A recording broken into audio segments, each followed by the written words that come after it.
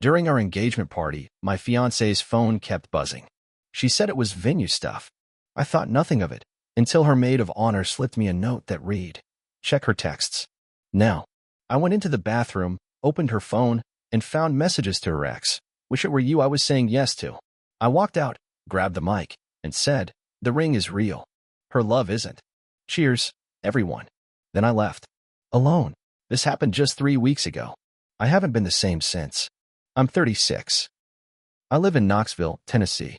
I own a heating and cooling business. Nothing flashy, but it's mine. Pays well, keeps me busy. I've been building a life that felt solid. Steady. I thought that's what people wanted. Turns out, some people want chaos in a suit and a fancy smile. But I'm getting ahead of myself. Her name's Natalie. She's 33. Works in event planning. She's got the whole Pinterest life vibe going on. Big smile, bright eyes, always the girl boss type. When I met her, it felt like something clicked right away.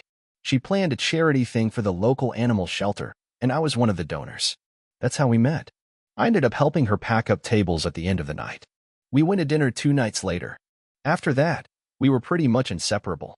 We dated for about 2 years. I proposed on our anniversary. Real simple, cooked dinner at my place, music playing, candles. She cried, hugged me, said yes at least 5 times. I believed it all. I really did. We started planning the wedding almost right away. Well, she did. Being an event planner, she took over everything. Said she wanted it perfect. I let her run with it. She was good at what she did, and I trusted her. She picked the venue, the flowers, the food. I just showed up for the tastings and nodded a lot. We decided to throw an engagement party about a month before the wedding, mostly for close friends and family. Nothing huge, about 40 people. She booked a small venue just outside of town, this place called the Magnolia House. Real pretty, whitewood walls, string lights in the courtyard, little cocktail tables with candles. Looked like a wedding catalog. She was glowing that night. Hair done up, light pink dress, smiling at everyone, hugging her mom. I was proud, happy. Nervous in a good way. Thought I was stepping into the best chapter of my life. Then I noticed her phone. It was sitting on the bar at first. Buzzed once. Then again.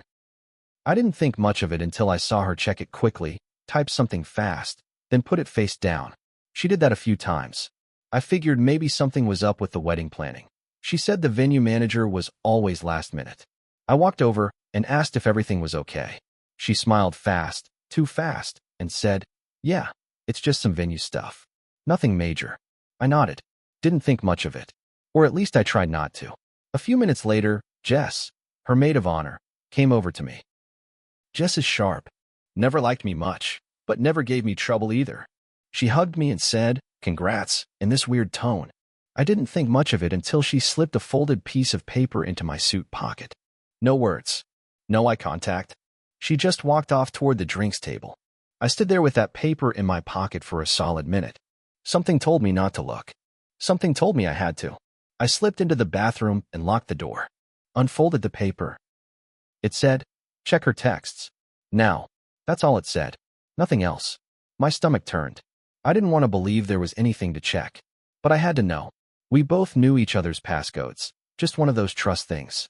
I picked up her phone from the bar on the way to the bathroom. Slipped it into my jacket like nothing. I opened the phone. Went to messages. The first pinned chat said M. I tapped it. First thing I see is a message from her. "Wish it were you I was saying yes to." The one before that, from him. It should have been us. Always. I scrolled up. Couldn't believe what I was reading. Flirty messages. Nicknames. Private jokes. Stuff that only happens between people who've been close. Really close. Late night, thinking about you texts. Selfies with soft smiles. Her in bed, no makeup. Him shirtless at the gym. It wasn't just 1 or 2 texts. This had been going on for months. Mark. That was his name. Her ex from college. The one she said messed her up years ago. The one she told me was a closed chapter. That she'd cried over him for too long, and she'd never go back. Guess that was a lie too. I sat there in that bathroom with her phone in my hand, just staring. My heart was pounding. My mouth was dry. I wasn't even mad yet. Just numb. Like my brain was trying to catch up to what my eyes were seeing. I thought about walking back out and pretending I never saw it. That thought lasted maybe 5 seconds. Then something inside me snapped. I walked out, straight to the DJ. Didn't care who was watching. Told him I needed the mic for a second. He hesitated, but gave it to me. I stood in front of the whole crowd. My parents, her parents, friends from work, her boss, her bridesmaids. And I said, loud and clear, "Hey, everyone. Sorry to interrupt. Just need to say something real quick. The ring is real. Her love isn't. Cheers, everyone." Then I walked out, took my keys, drove home, alone. I didn't sleep that night. I sat on the edge of my bed, fully dressed, staring at the wall until the sun started to rise. Every time I closed my eyes, I saw her smile. The way she looked at me across the table during dinner last week. How she kissed my cheek that morning before heading out to check on the florist. Now I was wondering if she was even going to the florist at all. By 9 a.m., my phone had blown up. Over 20 missed calls. Text after text from her, her mom, her friends. A couple of her bridesmaids even tried to guilt trip me. Why would you do that at the party? You embarrassed her in front of everyone. It could have been a misunderstanding. I didn't answer anyone, except Jess. I texted her one thing. Why did you tell me? She replied 2 minutes later, because I was sick of lying for her. You didn't deserve that. That's all she said. That was enough. At around 11 a.m., I heard a knock at my front door. I looked through the peephole. Natalie. Her hair was pulled up, no makeup, wearing an oversized hoodie and leggings. She looked like she hadn't slept either. I didn't open the door. "Please," she said through the door. "Can we talk?" I stood there for a moment. Then I unlocked it and let her in. She walked past me into the living room and sat down on the edge of the couch like she was scared to make a sound. She started talking right away. It was stupid. It didn't mean anything. I don't know why I did it, okay? I guess I just missed how things used to be. I didn't sit down. "You were texting him during our engagement party," I said, "telling him you wished it was him." She looked at the floor. I know how it sounds. But I never planned to leave you. I just needed closure or something." "Closure?" I said. "That's what you call this?" She didn't answer. I wanted to scream. I wanted to grab something and throw it. But I didn't. I just stood there, staring at the person I almost married. She finally looked up. "I love you." "I do. But Mark he was my first real love. And I guess I never dealt with all that." I let out a short, dry laugh. "So what was I? A placeholder?" No, it's not like that. I was going to marry you. I wanted to marry you. You wanted both of us," I said. She didn't deny it. "I need to fix this," she said, standing up. "Please, don't throw it all away." I shook my head. "You already did." She started crying. I didn't feel bad for her. Not even a little. That scared me, how cold I felt. I walked to the door and opened it. "You should go." She didn't move for a second, then walked out without another word. I closed the door behind her. That should have been it. But it wasn't. 2 days later, I get a call from a blocked number. I usually ignore those, but something told me to answer. It was Mark. "Look," he said, "I didn't know she was still with you when she messaged me. She said you two were on a break." I didn't say anything. He kept going. "When I found out you were engaged, I backed off. That's why I didn't reply to her last few texts. I didn't want any drama. I swear. I almost hung up right there." Then he said something that hit me in the gut. "She was the one who reached out first. She always was." I gripped the phone harder. "So this isn't the first time?" "No," he said. "She started messaging me last year. We met up once. Just to talk. Nothing happened. But she kept texting after that. Last year." We'd already been engaged by then. I hung up. I went to the closet, grabbed the shoebox with all our wedding stuff, vows we wrote, receipts, deposit slips, invitation samples. I dumped the whole thing in the trash. Then I called the venue. The woman on the line was polite until I told her my name. "Oh," she said. I'm so sorry. We heard what happened. Do you need help canceling the date?" So they knew. Everybody knew. My mom called later that night. Said Natalie's mom had been trying to do damage control. Told everyone it was a misunderstanding. That I overreacted. I spent 2 years of my life with someone who was still tangled up with her ex, and now I was the one being called dramatic. The worst part? Natalie started showing up at my office. Once in the parking lot. Another time, she left a note on my truck windshield. "Please let me explain. Please don't give up on us." She didn't get it. She still doesn't. And then came the worst twist of all. Just called me.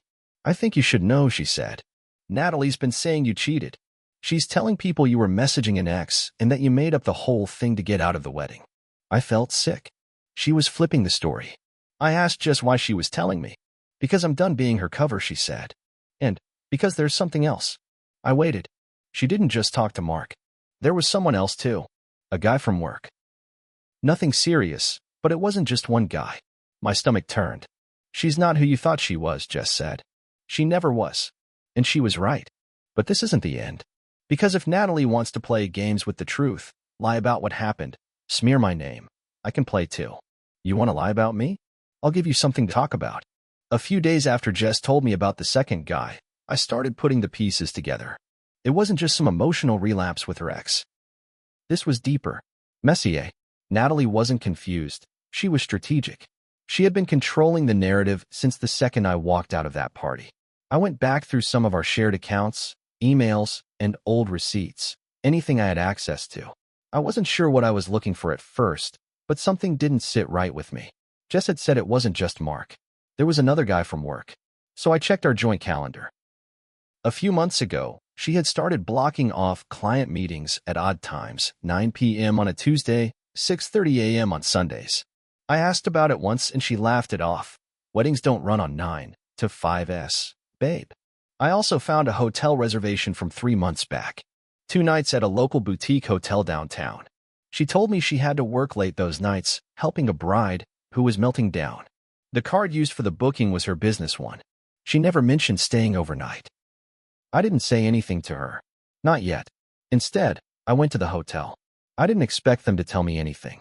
But when I explained the situation and mentioned my business was thinking of partnering with them for HVAC servicing, the front desk manager pulled up the reservation as a favor. A man named Daniel L. had checked in with her both nights. Her coworker. I remembered him. She mentioned him once, said he was kinda awkward but smart. He'd helped her design a few of the floor plans for weddings. She never brought him up again after that. It wasn't just Mark. It wasn't just a one-time emotional mistake. She'd been juggling at least 2 guys behind my back, and now she was going around town saying I was the cheater? That's when I decided I wasn't going to just disappear quietly like she probably hoped I would. I went back to Jess. Would you be willing to talk to someone about all this? I asked. She paused. Like who? My lawyer. See, Natalie and I weren't married yet, but we had already put deposits down on everything together. Venue, honeymoon, furniture for the new place we were supposed to move into. Technically, some of those things could be disputed legally, but that wasn't why I wanted a lawyer. I wanted to make it public, but clean, legal. No petty Facebook rants or anonymous Reddit posts. I wanted to file a small civil suit for fraud, emotional distress, financial loss due to her deception. My lawyer said it was a long shot, but not impossible, especially if I had witnesses. Just agreed to sign a statement. Then, just when I thought I had a grip on things, the real twist came. A guy named Anthony messaged me on Instagram. Said he saw the engagement party mess online. Apparently, someone had posted a blurry video of my mic drop moment. He recognized Natalie. Said he dated her last year. Sorry if this is weird, he wrote. But I just wanted to say, you're not alone. She did the same kind of thing to me. Lied, ghosted, then popped up again months later like nothing happened. That made 4 guys. 4. I sat there reading his messages, and all I could think was, who the hell did I almost marry? But Anthony wasn't just any guy. He sent me screenshots. Natalie had been talking to him just 2 months before our engagement party, sending selfies, saying things like, sometimes I think about what it'd be like if we ran away together. Same damn script. I thanked him for the info and asked if he'd be willing to make a statement. He agreed. And now I had 3 people, Jess, Anthony, and Mark, who was willing to go on record saying she lied about being single. I wasn't just building a legal case. I was building a timeline. And once I had it, I was going to do something she couldn't spin, couldn't lie about, couldn't erase with a fake smile and some crocodile tears. Because if she wanted a show, I was going to give her one. One she'd never forget. 2 weeks after I spoke to Anthony, everything was in place. The lawyer I hired helped me draft a civil claim, not because I expected a big payout, but because I wanted it on record. It named her full legal name, detailed the timeline, and included statements from Jess, Anthony, and Mark. My lawyer told me, this isn't about the money. This is about the message. Natalie's lawyer sent us a response, some light threats about reputation damage, and a warning that we were bordering on defamation. But the thing is, truth isn't defamation. And I had all the proof. Still, she hadn't stopped her side of the smear campaign. Word around town was I snapped at the party, that I'd been sleeping with a bartender I met during her venue walkthrough, that Natalie was devastated but strong, a woman who just wanted to love and be loved. It was crap, but people believe what they're told, and she was good at telling her side. So I decided to do what she never saw coming. I rented out the same venue, the Magnolia House, for a night, just 1 week after I filed the lawsuit. I sent out formal invitations to every person who had been at our engagement party. Friends, family, her coworkers, my old clients, even a few local vendors and event people we knew. No explanation, just a line at the bottom of the invite. Please join me for one final toast. I told Jess what I was planning. She asked me twice if I was sure. I said, dead sure. The night of the event, I wore the same suit I had on the night of the engagement party. There were candles, drinks, music. People showed up curious, confused. No one knew what to expect. About 45 people came. Some looked nervous. Some were already whispering. I saw Natalie's best friend there. Maybe she thought it was some weird reconciliation thing. A few people from her side came in expecting drama. They got it. At 7:30 sharp, I walked up to the same mic I used before. Thanks for coming, I said. Some of you were here a few weeks ago, when I made a pretty unexpected announcement. A few of you have probably heard some creative versions of what happened that night. Nervous laughter. I held up a folder. This is the truth. I've filed a civil complaint against Natalie for fraud and intentional deception. Inside this folder are sworn statements, messages, photos, and a full timeline of what she was doing behind my back while we were planning our wedding. I didn't hand it out. I just kept going. She was in contact with at least 4 men. Not just texts. She met some of them in person. One of them stayed in a hotel with her twice. She sent another messages about running away together, all while telling me she loved me, while she wore my ring. You could have heard a pin drop. She told people I was the one who cheated, that I made it all up. But the truth is, I didn't even know the half of it until after I walked out of that night. I looked up. Jess was near the bar. She gave me the smallest nod. I'm not telling you this to hurt her. I'm telling you because I was tired of people thinking I was the bad guy. I've made mistakes too. I was blind. I ignored signs. I let myself believe lies because I wanted so badly to build a future with someone who wasn't ready to be honest. Not with me. Not with herself. I paused. And maybe that's on me. Then I raised a glass. To the truth. To closure. And to finally knowing the difference between love and a lie that just wears a pretty face. I put the mic down. People clapped, slow at first, then louder. Some walked out quietly. Some came up to shake my hand. Natalie wasn't there. She didn't show. But I made sure she saw the footage. Just sent it to her. A week later, I got a text from Natalie. I hope you're happy now. I stared at it for a while. Then I typed back, not yet. But I will be. I blocked her after that. A month later, the court date came and went. She didn't fight it. Settled fast and quiet. Paid back the deposits I'd covered, plus a little more for emotional distress. Barely enough to cover legal fees. But again, that wasn't the point. The point was, I didn't let her write the ending. I did. And yeah, I walked away with some scars. But I also walked away free. She, on the other hand, has to live in this town with people knowing what she did. She can change the story all she wants. But truth has a funny way of spreading, even when it moves slow. And me? I got my business back on track. I stopped jumping every time my phone buzzed. I sleep through the night again. I still keep the ring. Not because I miss her. Because it reminds me what happens when you ignore the cracks in the glass and keep telling yourself it's still whole. Some people wear masks so well, you don't even realize they're fake until it's too late. But not anymore. Never again.